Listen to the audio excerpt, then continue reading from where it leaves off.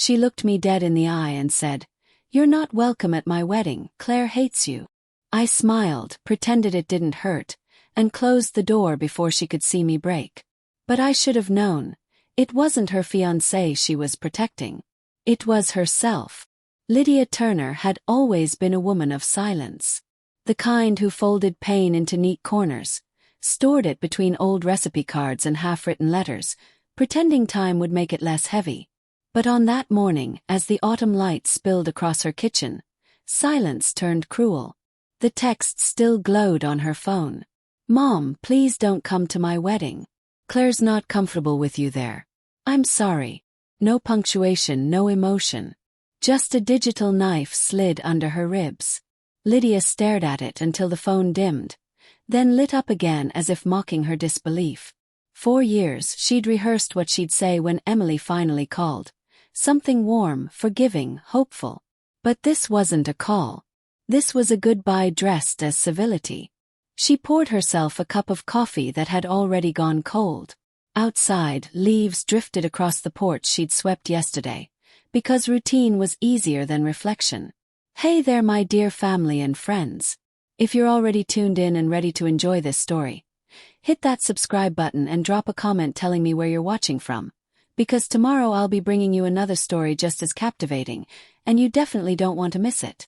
Her house was quiet, too quiet for a woman who used to hum lullabies into a baby's hair. The photos on the mantel were all old. Emily at 10 with missing teeth, Emily at 17 holding a soccer trophy, and then nothing. No college pictures. No engagement announcements. Lydia had followed the rest of her daughter's life through whispers and Facebook posts, piecing together what she was no longer invited to see. She opened her laptop, scrolled through wedding updates tagged by distant cousins. Emily and Claire, smiling, radiant, in a field of sunflowers. "Love wins," the caption read. Lydia whispered to the screen, "I'm glad it does." But her voice cracked on the word glad. Across town, Emily Turner stood in a bridal boutique, veil draped around her shoulders, trying to ignore the gnawing ache under her ribs. Claire stood beside her, radiant and confident, chatting with the consultant about floral arrangements. "You look stunning, Em," Claire said, brushing a strand of hair from Emily's cheek. "Your mom's not calling again, right?" Emily forced a smile. "No. I told her not to." "Good," Claire said, her tone clipped but steady. "You don't need that stress." Emily nodded, but her throat tightened. It wasn't stress she felt. It was absence. She remembered the way her mother used to fix the hem of her school dresses, humming old love songs while the TV murmured in the background. Lydia had always been gentle in the small things, even when life itself felt jagged. But after the divorce, after that night, everything broke. Words were said, doors slammed, and a teenage girl decided that silence hurt less than disappointment. And now, years later, that silence was dressed in white satin and lace. The consultant handed Emily a mirror. "Ready to see the full look?" Emily nodded, and as she looked at her reflection, a lump rose in her throat. She looked like her mother, the same high cheekbones, the same quiet sadness behind the eyes. She blinked hard, turning away. Back at Lydia's house, the wind rattled the windowpane. She picked up her phone again, typing out half a message. "Emily, I understand. I just want you to know I love you, and I'll be." She deleted it. Typed again. "I'm proud of you. Always." Deleted that too. Instead, she just stared at the blank screen. Love, she thought, shouldn't have to beg for a place at its own table. Her neighbor, Mrs. Klein, knocked on the door a few minutes later, holding a small casserole dish. "Heard you weren't feeling too good," she said, stepping inside without waiting. Lydia smiled politely, but her eyes gave her away. "She said not to come," Lydia admitted, voice trembling. Mrs. Klein sighed. "Children think they know everything. They forget we're human too." Lydia nodded. "I made mistakes, Ruth. Some big ones." "We all did," Ruth said gently. "But you're still her mother. That doesn't expire." Lydia forced a smile, but when Ruth left, the quiet came crashing back. She walked to her daughter's old room, untouched for years. Posters still clung to the walls. A dusty teddy bear sat on the bed. On the dresser was a jewelry box. Emily's childhood treasure chest. Lydia opened it. Inside lay a silver bracelet she'd given Emily on her 13th birthday, engraved with one word: always.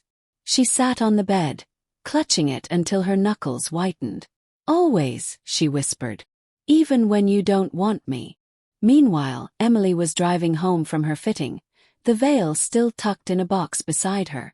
The road blurred through her tears. She hated that she still missed her mother. Hated that the sound of her mother's name could still make her throat tighten. Claire didn't understand. She didn't know the full story. The night her father left, the argument that followed, how her mother's silence afterward had felt like betrayal. To Emily, forgiveness had always felt like surrender. And she couldn't afford to be that vulnerable again. But as the sunset bled across the highway, Emily found herself whispering to no one. Why couldn't you just fight for me, Mom? Back at the house, Lydia finally sent a message. I won't come, sweetheart. But I'll be thinking of you every second that day.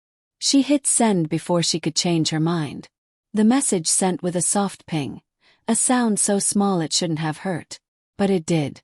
She set the phone down, exhaled shakily and whispered, Be happy, baby girl.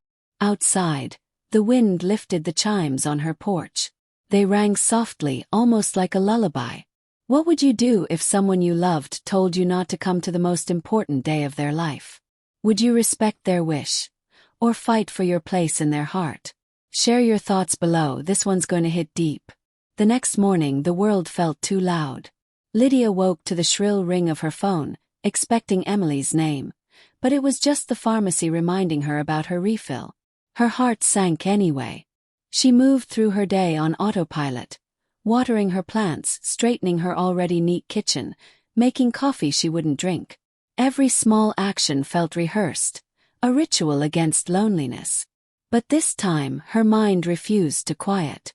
Her daughter was getting married in 2 weeks. And Lydia wouldn't be there. She thought about what kind of mother that made her. At noon, she found herself sitting in her car, keys trembling in her hands, parked outside St. Matthew's Church, the wedding venue.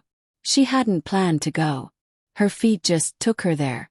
The church doors were open, workers stringing lights across the garden, a young woman laughing near the steps.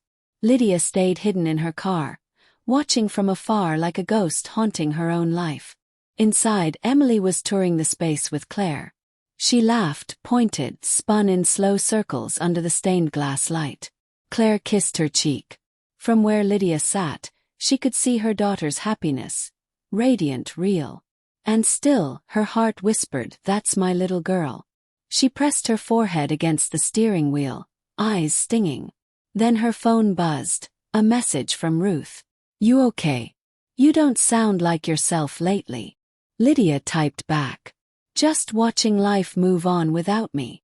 She hit send, then started the car and drove away before anyone could see the tears on her face.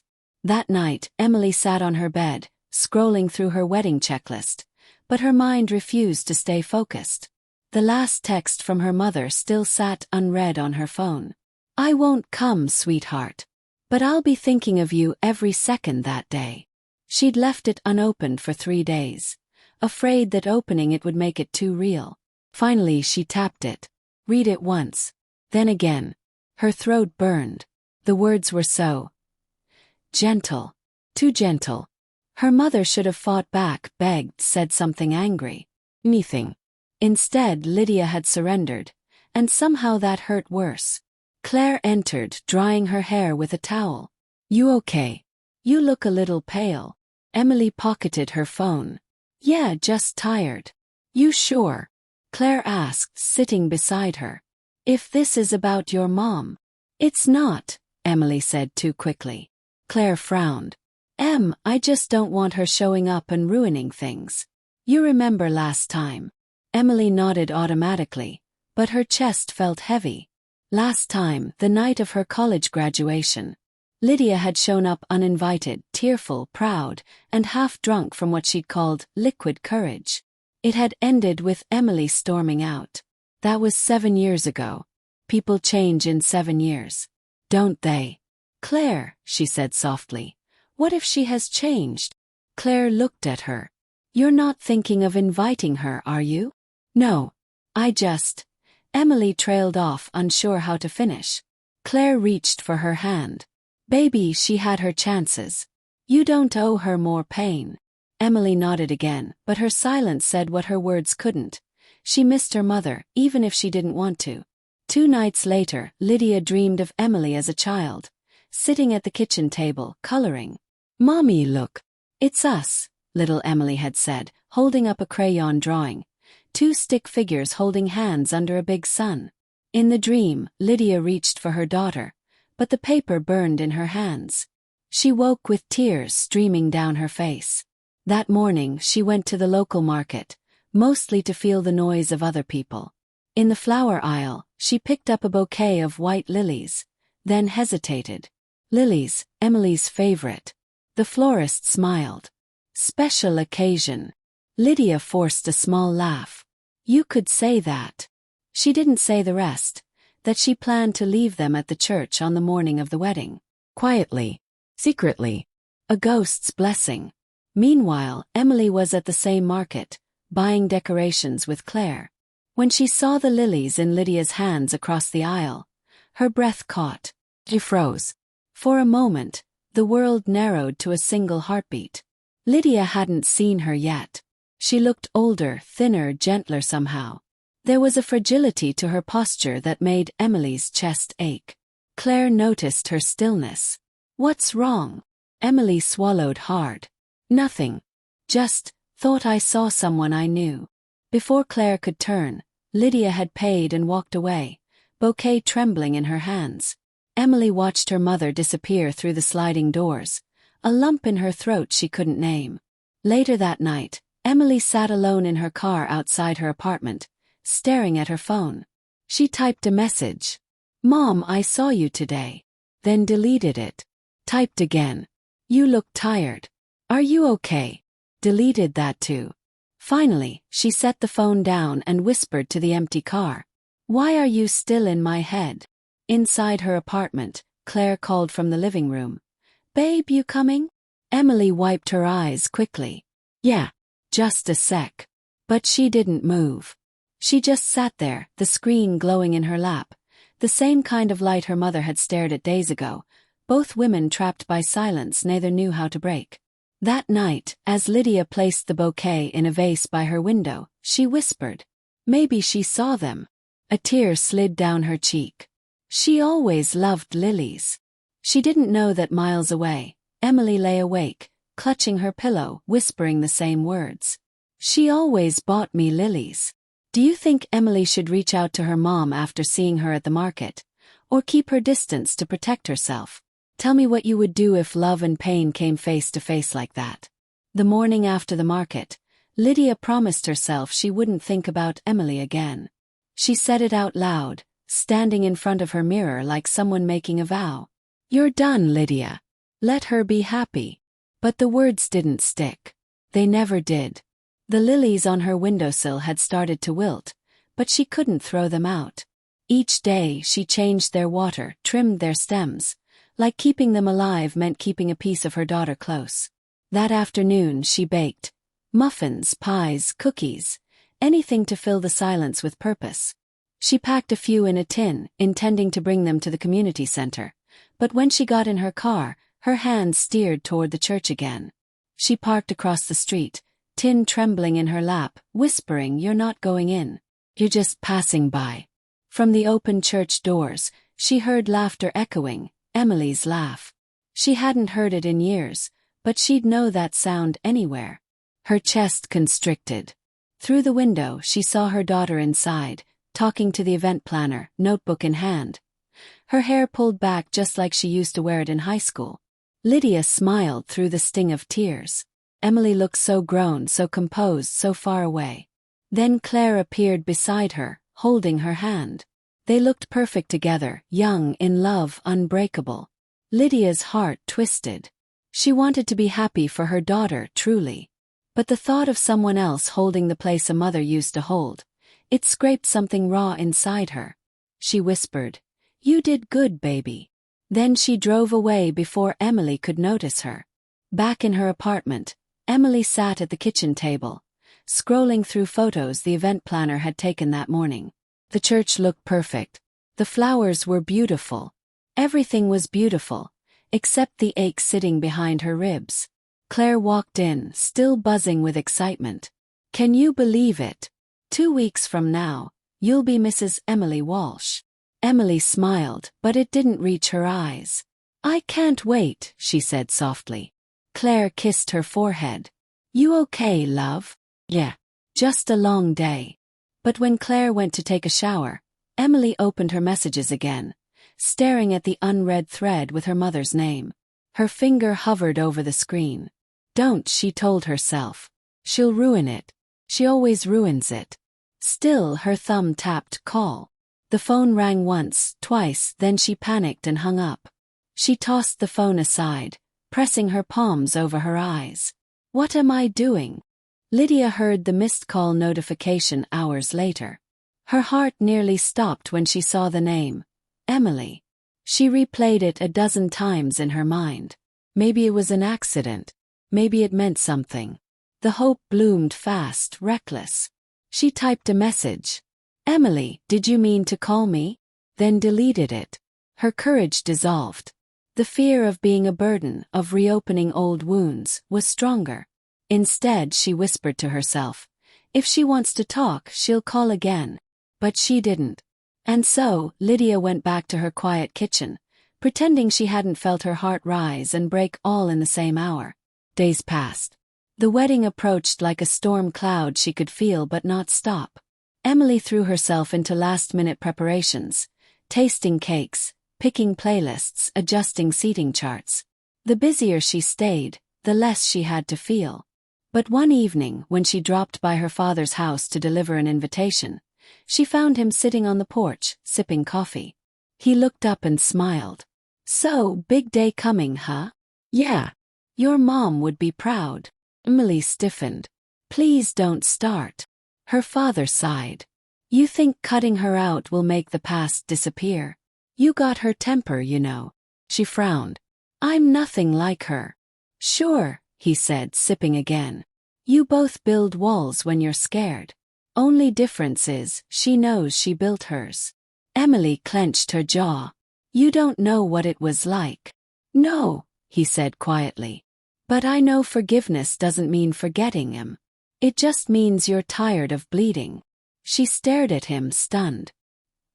He stood, pressed the wedding invitation back into her hand, and said, "Whether you give her one of these or not, make sure you won't regret it 20 years from now." That night, Emily sat in her car outside her apartment, the invitation glowing faintly in the dashboard light. Her hands trembled as she traced her mother's name in invisible ink. At the same time, Lydia was at home watching old wedding videos. Not hers, but strangers on YouTube. The music, the laughter, the mothers walking their daughters down aisles. It was both torture and comfort. She imagined Emily's smile that day, the way her eyes would shine when she said her vows. She wanted to be there, even if it meant standing in the back unseen. But she'd made her promise. She wouldn't come. Breaking it would only make things worse. "Oh," she found herself whispering. "Maybe just one look. That's all." 2 women, 2 hearts, each trying to convince themselves that silence was safer than love. But silence was starting to splinter. If you were in Lydia or Emily's shoes, would you reach out again, or stay silent to protect yourself? Drop your thoughts below. 3 days before the wedding, Lydia was grocery shopping when her phone rang. Unknown number. She almost didn't answer, until she heard the voice on the other end. "Mrs. Turner. This is Pastor Glenn from St. Matthew's. I'm calling about the rehearsal dinner list." Lydia froze in the produce aisle, heart thudding. I think there's a mistake." He chuckled. "Oh, well, your name was on the emergency contact sheet. One of the vendors said they needed confirmation from family. And you were listed." Her voice faltered. "Family?" "Yes, ma'am. Emily Turner listed you as her secondary contact. The words hit harder than she expected. Secondary contact. She was still there, in the smallest, quietest way. "I'll take care of it," she managed to say. But as she hung up, she just stood there, blinking back tears between rows of apples and oranges. That evening, Lydia decided to stop by the church again, just to clear things up. She told herself it was practical, not emotional. But when she arrived, she realized she wasn't the only one there. Emily was standing by the altar, holding a clipboard, instructing volunteers where to place floral arrangements. Claire wasn't there. For once it was just Emily, no buffer, no excuses. Lydia hesitated by the doorway. Her instinct said leave. Her heart said stay. "Mom."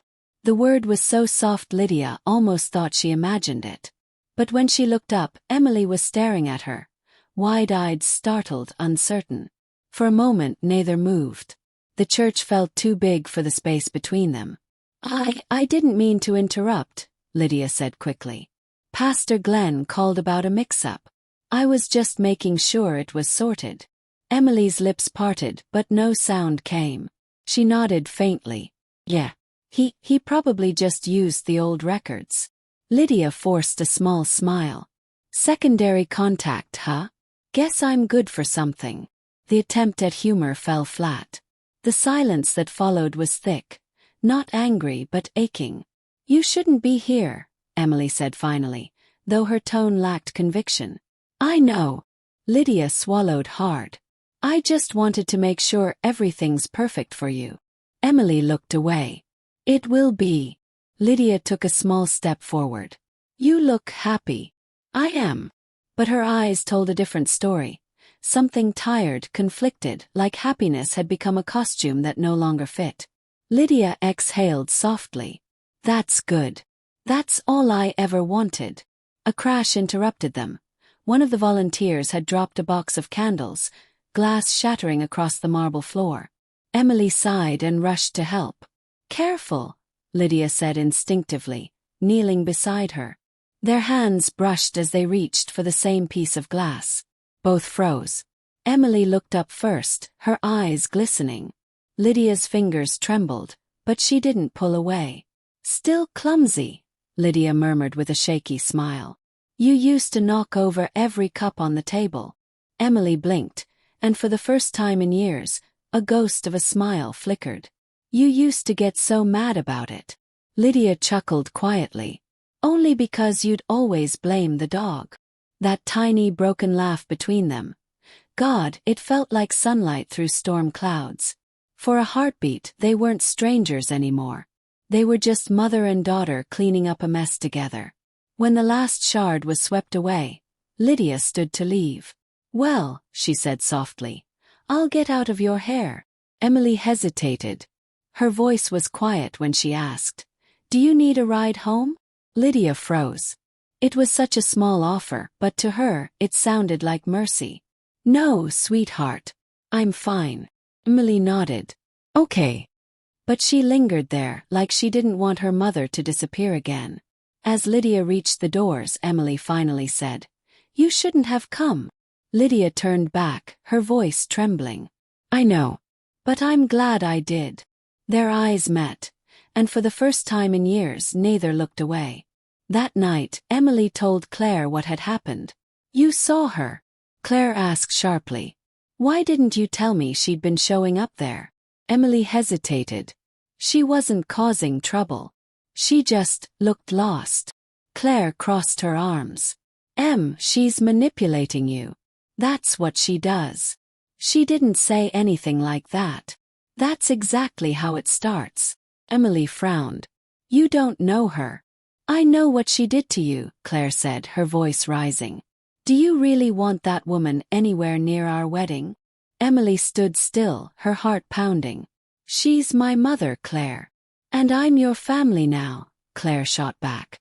The silence that followed was thick with hurt and confusion.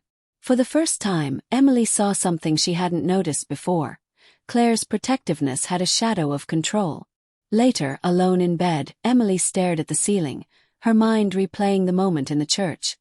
Her mother's eyes, the tremor in her voice, the gentleness that didn't match her memories. Maybe people did change. Maybe the person she remembered wasn't the woman standing in that church today. Lydia couldn't sleep either. She sat by the window, the lilies drooping beside her, replaying every second of their encounter. Emily's face, the sound of her voice, the tiny laugh. It all looped in her mind. For the first time in years, hope didn't feel foolish. Felt possible. She whispered to the night. Maybe this isn't the end after all. Outside, thunder rumbled softly, the kind that comes before cleansing rain. If someone you love kept showing up even after you pushed them away, would you see it as love? Or intrusion? Tell me below in the comment. The next day dawned gray, the kind of morning that made the world look half asleep. Lydia stood in her kitchen, staring out the window as rain streaked the glass. Her reflection looked older today, softer somehow. The moment in the church had stayed with her all night. That laugh, that flicker of warmth. It had been years since she'd heard Emily laugh like that. And for the first time in a long time, Lydia let herself hope. She found an old box in her closet, filled with mementos from Emily's childhood. Letters, art projects, a pink sweater with one sleeve shorter than the other. Beneath it all was an envelope labeled, "For when she's ready." Inside was a letter she'd written the night Emily left home at 17. She'd never sent it. Her hand trembled as she unfolded it now. "Emily, I know you hate me right now. Maybe you always will. I didn't mean to be the mother who failed you. I was just too scared to admit I was falling apart. I hope someday you'll understand that I left that night because I thought I was protecting you, from me." Tears blurred the ink. She remembered every word of that night. Flashback, 12 years ago. The house had been chaos. Emily's father had come by, drunk again, shouting accusations that tore through the walls. Lydia had screamed back, all the years of resentment spilling out at once. And then Emily, barely 17, had stepped between them crying, "Stop it! I can't take this anymore." Lydia had seen the terror in her daughter's eyes. Not fear of her father, but of her. Something inside her broke. That night, when the shouting stopped and Emily had locked herself in her room, Lydia had packed a bag and left. She'd told herself it was temporary. That space would keep Emily safe. But space turned into silence, and silence into years. Now, in her quiet kitchen, Lydia whispered, "I left to save her." But all she saw was me walking away. Meanwhile, Emily sat in her car outside her old neighborhood. She hadn't meant to drive there. She'd just been out running errands, and somehow her hands had steered toward her childhood street. The house was still there, paint peeling, the porch sagging a little. A "for sale" sign leaned against the fence. She parked across the street and stared for a long time. She could still hear the echo of those fights. The shouting, the glass breaking, the way her mother's sobs had sounded after the front door slammed that night. She'd waited on that porch for hours, hoping Lydia would come back. But morning came and she never did. That was the night Emily learned that love could leave. Later that afternoon, she visited her father again. He was older now. His voice raspier but gentler somehow. "Hey, kiddo," he said. "Nerves getting to you before the big day?" Emily smiled faintly. "Something like that." He studied her. "This about your mom?" She hesitated. Did she ever explain why she left? He sighed, rubbing his temple. "We were both to blame, Em. But your mom, she wasn't running from you. She was running from herself. From what we'd done to each other." Emily frowned. She could have come back. She tried. "You just never saw it." Emily's chest tightened. "What do you mean?" He reached into a drawer and pulled out a bundle of old letters tied with a ribbon. "These came to the house for years. I didn't think you were ready to read them." Her hands trembled as she untied them. The handwriting hit her like a physical ache. Her mother's looping script. "I'm sorry, baby. I wasn't strong enough to stay that night. I keep your picture on my nightstand. You look so much like me, and I pray that means you'll understand someday. Please forgive me. Just once. I'll take anything you give me." even silence. Emily's tears fell onto the paper, blurring the words. "Why didn't you tell me?" she whispered. Her father's eyes softened. "Because you hated her so much, I thought I was protecting you. Maybe I was wrong." Emily looked up at him, voice cracking. "You were." That evening, Lydia was sitting on her porch when headlights appeared in her driveway. She froze. Her first thought was that she was dreaming. Emily stepped out of the car, clutching a bundle of letters to her chest. Lydia stood, her heart racing. "Emily!" "I found them," Emily said, voice trembling. "The letters you sent." Lydia's lips parted, words failing her. "He kept them." Emily nodded, tears streaming freely. "Why didn't you come back?" Lydia's voice broke. "I did. Every year on your birthday. I parked down the street and watched your window. I thought if you saw me, you'd hate me more." Emily's breath hitched. "I already hated you. But at least I would have known you cared enough to try." Silence. Just the rain tapping the porch roof. Lydia's hands shook. "I'm sorry, Em. I thought leaving would make things better. I didn't know it would make you forget how much I loved you." Emily swallowed, torn between anger and heartbreak. "You don't get to say that after 12 years. "I know," Lydia whispered. "Say whatever you need to. I'll listen this time." Emily's voice cracked. "You broke me." Lydia nodded, eyes glistening. "Then let me help fix what I can." They stood in silence, rain falling around them, grief and love tangling like vines. For the first time there were no excuses, just truth. Emily finally said, "I don't know if I can forgive you." "That's okay," Lydia said softly. "Just don't stop talking to me." And somehow that simple request, quiet, raw, human, became their truce. The rain had stopped by morning, leaving the air heavy and still. Lydia hadn't slept. She kept replaying the night before, the sound of Emily's voice, the wet tremble of her hands clutching those letters, the moment she'd said, "You broke me." Now, Lydia sat on her porch steps with 2 mugs of coffee, steam curling like fragile hope. She wasn't expecting her daughter to come back. But when a car pulled into the driveway again, her heart leapt before she could scold it. Emily stepped out, her hair damp, eyes puffy but resolute. "Can we talk?" Lydia exhaled shakily. "Always." They sat in silence for a while, sipping coffee that had gone lukewarm too fast. The air smelled like wet grass and second chances. "I read all the letters," Emily said finally. "Every one." Lydia nodded. "Then you know how sorry I am." Emily's voice was low. "I didn't know you came back. All those years, I thought you just stopped loving me." Lydia's throat tightened. "There was never a day I didn't love you. But I didn't know how to fix it. Every time I tried, the fear got louder." Emily looked down at her hands. "You could have at least tried harder." Lydia nodded. "You're right." For a long moment neither spoke. The quiet between them was raw but not hostile this time, more like a wound airing out after years under bandages. Then Lydia smiled faintly. "Do you remember that time I tried to make you pancakes and set the kitchen on fire?" Emily blinked, then, despite herself, laughed. "You poured water on hot oil. I panicked." Lydia chuckled, shaking her head. "You were standing there in your pajamas, waving that little pink towel like you could save the whole house." Emily laughed again, covering her mouth. "I was 7. 7 and fearless," Lydia said softly. "You always were." Something fragile but real passed between them, the kind of warmth that feels like sunlight after years of gray. They talked for hours. About nothing and everything.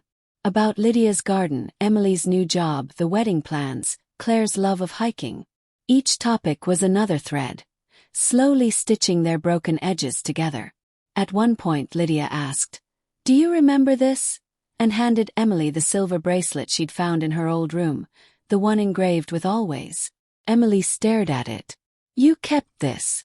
"I never stopped keeping it," Lydia whispered. Emily's fingers trembled as she slipped it on. "Still fit perfectly." "You know," she said softly, I used to think you gave this to me just to feel better about leaving. Lydia's eyes filled. No, sweetheart. I gave it to remind you I'd never stop loving you, even when I was too weak to show it. Emily looked down, voice breaking. It's hard to believe that after everything. I know, Lydia said. That's why I'll keep proving it, one coffee, one talk, one laugh at a time. You don't owe me forgiveness, Sim. But I owe you presents. Emily smiled faintly. You and your poetic sentences. Lydia chuckled. I had a lot of time alone to rehearse them. As the afternoon sun warmed the porch, Emily helped Lydia repot some wilted flowers. Lydia handed her a trowel. You always hated getting dirt on your hands. Still do, Emily said, laughing as a streak of soil smeared across her palm. Well, Lydia grinned, some things never change. Some things do, Emily said quietly, glancing up at her. Their eyes met, soft, steady, almost peaceful. For the first time, Emily didn't look at her mother with anger. Just recognition. Inside, Lydia cooked. Actual food this time, not burnt pancakes. Emily hovered awkwardly at first, then joined in, chopping vegetables while Lydia stirred sauce. They worked in sync, occasionally bumping elbows, occasionally laughing. At one point, Lydia hummed a tune, that same old love song she used to sing when Emily was a child. Emily froze, knife in hand, tears pricking her eyes. You still remember that? Lydia smiled. You used to dance in your socks every time I sang it. Emily laughed through the tears. I did, didn't I? Every night before bed, Lydia said softly. You'd make me sing it twice. Emily's voice was barely a whisper. I used to tell myself I didn't remember your voice anymore. But hearing that just now, I think I lied to myself. Lydia reached out, covering her daughter's hand. That's okay. I did too. They ate together at the small kitchen table, the same one from Emily's childhood. The food wasn't perfect, but it tasted like peace. After dinner, Emily wandered through the old house, fingers brushing across the faded wallpaper, the photographs still hanging crookedly. She stopped at one, her and her mother at a park, both mid-laugh. Lydia was holding her up on a swing, her face glowing. Emily whispered, "We look happy." Lydia stepped behind her. "We were." Emily turned, eyes wet. "What happened to us?" Lydia exhaled.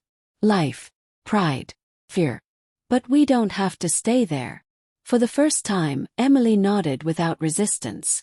"I'd like that." When she finally left that evening, Lydia walked her to the car. Neither wanted to say goodbye. "Can I come by again?" Emily asked softly. Lydia smiled, the kind of smile that reached her eyes for the first time in years. "You never have to ask that again." As Emily drove away, Lydia stayed on the porch, heart full, tears streaming freely. But this time they weren't from pain. They were from gratitude. That night, Emily sat on her bed, scrolling through her phone, staring at the half-finished guest list. There was one name she hadn't added yet. She hovered her thumb over it. Then typed, "Lydia Turner, mother of the bride." She stared at it for a long moment, smiled, and saved it. Can love truly rebuild itself after being broken? Or does it become something new entirely? Share your thoughts below, because what happens next will test their bond like never before. 2 days before the wedding, the church was alive with motion. Florists weaving ribbons, sound techs checking mics, laughter echoing faintly through the high ceilings. But in the middle of it all, Emily stood alone near the altar, staring at her phone. A new message blinked on the screen. From Claire. "Claire, we need to talk. Now." Emily frowned, typing back. "What's wrong?" "Claire, why didn't you tell me you've been seeing your mother again?" Emily froze. Her chest tightened as she typed. "It wasn't about hiding. Just happened. We talked." "Claire, you promised she wouldn't be part of this wedding, Emily. You know what she did." Emily swallowed. Her fingers trembled. "People change, Claire. Claire, not her. And if she comes to the wedding, I won't." Emily's heart dropped. "Please don't do this. Claire." "Then choose." Her or me? The words hit like a slap. Later that evening, Emily drove straight to her mother's house. Lydia opened the door, beaming, clearly mid-preparation. The kitchen smelled like soup, her hands flour-dusted. You came back. I was just. Mom, stop. The tone made Lydia's heart seize. What's wrong? Emily stepped inside, pacing. Claire found out I've been talking to you. Lydia froze. Oh. She's furious, Emily continued. She says if you come to the wedding, she won't. Lydia's hands began to tremble. Sweetheart, I don't have to go. You know that. But I want you there, Emily said, voice cracking. I added you to the guest list, Mom. For the first time in years, I wanted you there. Then why does it sound like you're about to take it back? Because I can't lose Claire. Emily's voice rose, desperate. I can't lose both of you again. Lydia's eyes glistened. Then don't make it a choice. I'll make it easy, I won't come. Mom. Lydia's voice broke. You deserve peace on your wedding day. If my being there takes that from you, then I'll stay away. Emily shook her head, tears spilling. You don't understand. If I let her control this. She's not controlling you, Lydia interrupted gently. She's afraid. People lash out when they're afraid. So did I. Emily's jaw clenched. I'm tired of everyone's fear ruining my life. Lydia reached out to touch her arm, but Emily stepped back. Don't, please. The rejection sliced deeper than words. Emily's phone buzzed again. Another message from Claire. Did you tell her? Mean it? She's not welcome. Lydia saw the screen before Emily could hide it. Her voice came out small, shaking. So that's it then? She hates me enough to erase me from your life again. Emily whispered. She just doesn't understand you. Lydia let out a bitter laugh. Maybe she doesn't want to. Mom, please. No, Emily. Listen to me. Lydia's voice was trembling but steady. You can't keep choosing between who you love and who you're afraid to lose. It'll tear you apart. Emily's tears fell harder. I just wanted one good day. One day without fighting, without guilt. Lydia nodded, her own tears finally breaking free. Then let it be that. Let your day be perfect, even if I'm not in it. Emily's voice cracked. Stop saying that like it doesn't hurt you. It does, Lydia whispered. But love isn't always showing up. Sometimes it's stepping back. For a long, painful moment, neither moved. The air between them felt fragile, full of all the things they couldn't say. Emily whispered, You're not making this easier. I'm not supposed to, Lydia said softly. I'm supposed to make it true. Emily turned away, shoulders shaking. I wish you'd fought for me sooner. Lydia's voice cracked. So do I. Then Emily was gone, the door slamming, tires screeching against the wet pavement. Lydia stood in the doorway, her reflection trembling in the glass. She whispered to the empty house, Don't give up on me yet, baby. That night, Emily sat alone in her car outside her apartment. Claire's light was still on upstairs. She could see her pacing, phone in hand, anger in her movements. Emily's chest felt hollow. She'd spent years building a life of control, predictability, order. But now, every piece of it was falling apart. She texted Claire. We need to talk in person.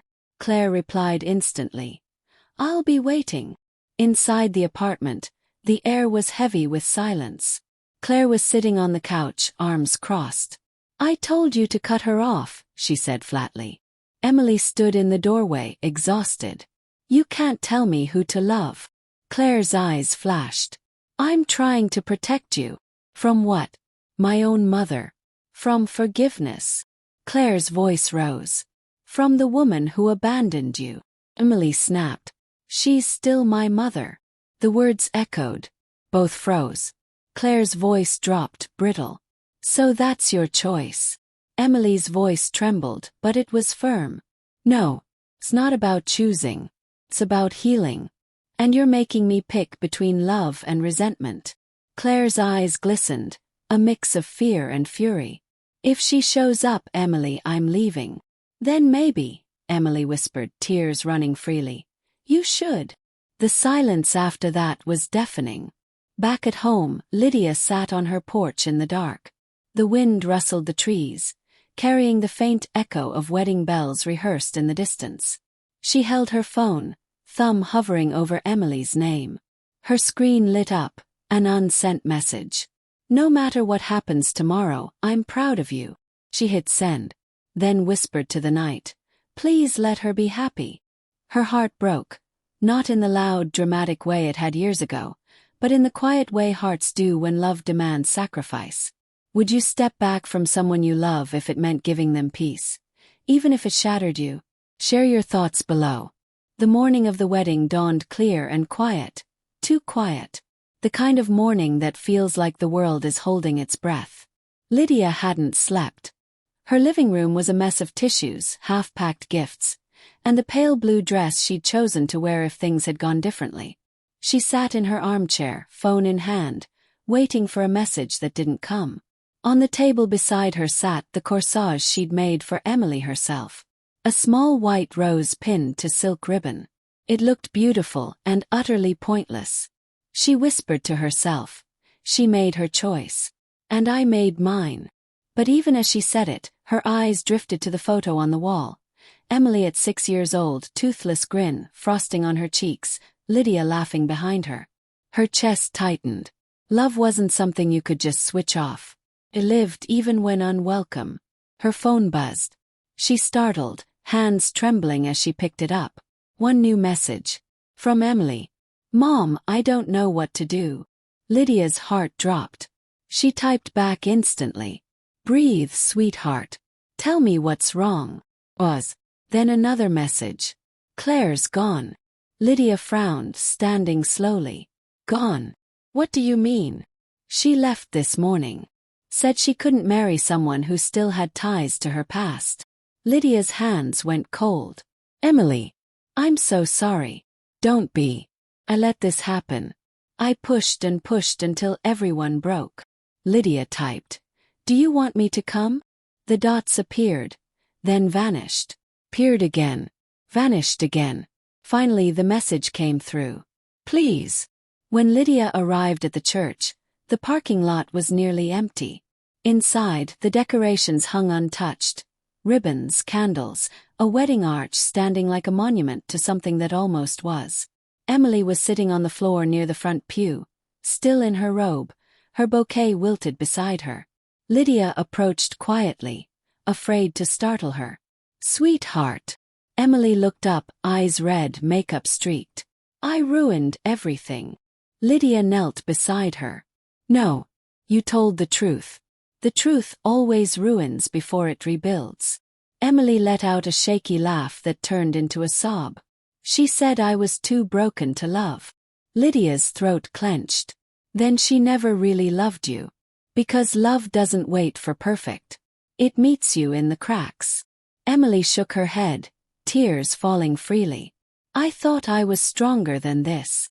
You are, Lydia whispered, pulling her daughter close. Emily collapsed against her, sobbing into her shoulder, the same way she had when she was a child after a bad dream. Lydia stroked her hair, murmuring, You're safe. I've got you. For the first time in 12 years, she was holding her daughter again, really holding her. After a while, Emily sat up, wiping her face. I feel like I don't even know who I am anymore. Lydia smiled softly. Then maybe that's where you start. Not as someone's fiancée. Not as someone's daughter. Just you. Emily exhaled, staring at the empty altar. It's strange. I thought this day would be about love, and I guess it still is. Just a different kind. Lydia's eyes glistened. The truest kind. The one that stays even when everything else falls apart. They sat in silence for a long time, the stillness wrapping around them like something sacred. Then Emily whispered, Do you think we could start over? Lydia hesitated, not from doubt but from awe. Start over. Yeah. Not mother and daughter with years of damage. Just two people trying to love each other better this time.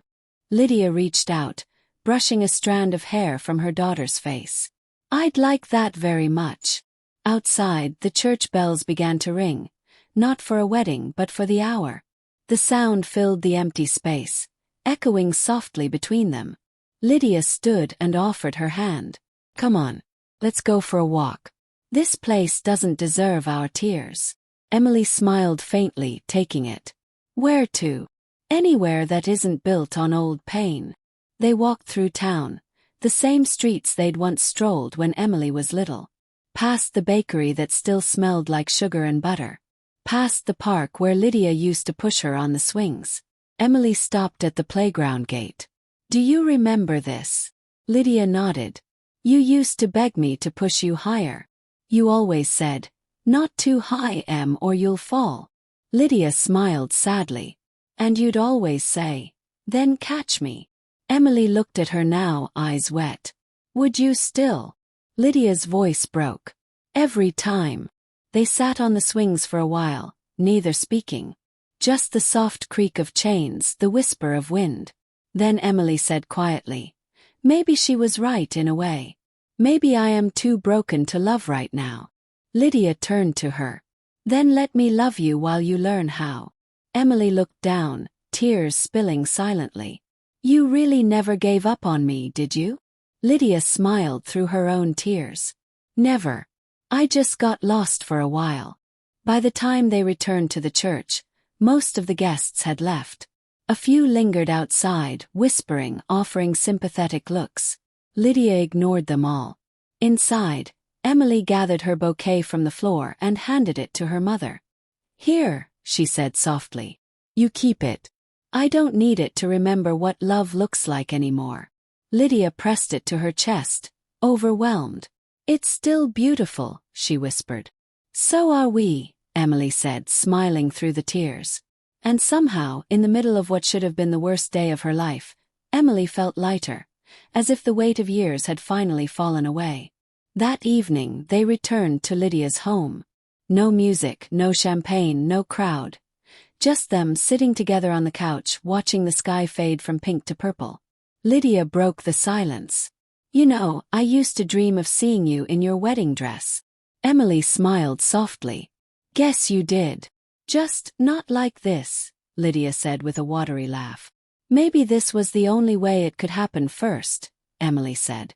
"Before I could love anyone else, I had to make peace with the first person who ever tried to love me." Lydia's hand trembled as she reached over, gripping hers. "Thank you for giving me another chance." Emily squeezed back. "Thank you for showing up this time."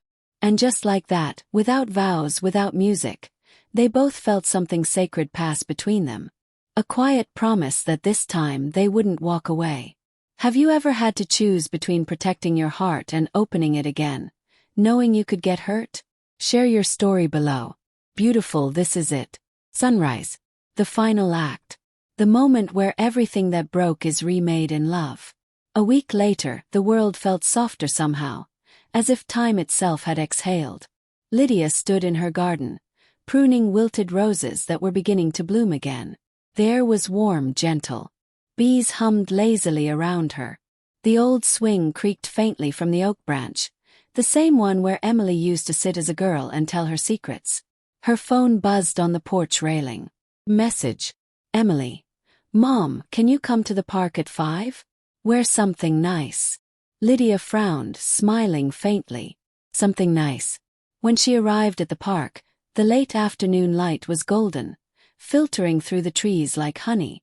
Children's laughter drifted from the playground, and the air smelled of cut grass and popcorn from a vendor's cart. Then she saw Emily, standing by the fountain in a simple white dress, barefoot, hair loose, radiant in a way Lydia hadn't seen since she was a child. For a moment, Lydia couldn't move. Emily turned and smiled. "You came." Lydia's voice wavered. "You said wear something nice. I thought maybe you'd changed your mind about." Emily shook her head gently. "Not that wedding. This one's mine." Lydia blinked. "Yours?" Emily laughed softly. "Mine to myself. To my life. To forgiveness." And then Lydia noticed. A small circle of people had gathered nearby. A few friends, her father, the pastor. No flowers this time, no big ceremony, just peace. I wanted you to be here, Emily said, eyes glistening. You missed my first beginning. I wanted you here for my real one. Lydia's chest tightened. Sweetheart. Emily stepped closer, taking her mother's hands. I don't need a perfect life, Mom. I just need a true one. And I want you in it. Lydia's tears fell freely. You have no idea how long I've waited to hear that. Emily smiled through her own tears. Then let's stop waiting. Pastor Glenn cleared his throat kindly. Emily wanted a moment of blessing. Not a wedding exactly. More like a renewal. A promise to herself and her family. He smiled at Lydia. And to her mother most of all. Lydia felt her knees weaken. Emily squeezed her hands tighter. The pastor nodded for Emily to speak. I, Emily, she began, voice trembling, promise to stop running from love that scares me, to forgive what broke me, and to remember that sometimes, love looks like coming home. Lydia's vision blurred. The world tilted between heartbreak and awe. Then Emily turned to her mother. And to you, Mom, I promise to stop remembering only the day you left, and start remembering the days you stayed. The laughter, the pancakes, the songs. The love you tried to give, even when you didn't know how. Lydia was crying openly now. Emily, I forgive you, Emily whispered. Completely. Lydia covered her mouth, sobbing. You don't know what that means to me. Emily smiled softly. Yes, I do. Because I needed to forgive myself too. They embraced. Not the hesitant kind of hug they'd shared before, but one full of surrender and safety. People around them clapped quietly, respectfully. The wind stirred through the trees, scattering petals across the grass. Lydia pulled back just enough to whisper, You are my miracle. Emily laughed through her tears. No, Mum. We're each other's. Later, after the small ceremony ended, they sat on a bench near the pond. Ducks glided across the water. The world was still. Did you ever think we'd end up here? Emily asked. Lydia smiled. If you'd told me last month, I'd have said no.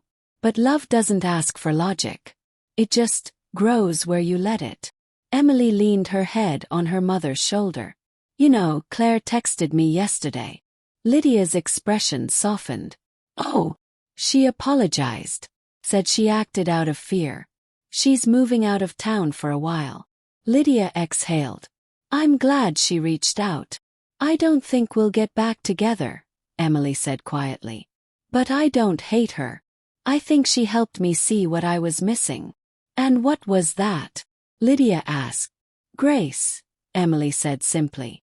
The kind you gave me, even when I didn't deserve it. Lydia smiled faintly.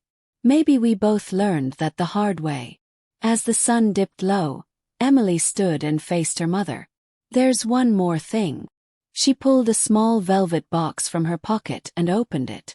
Inside was a delicate silver locket, engraved with the word always. Lydia gasped. You kept it.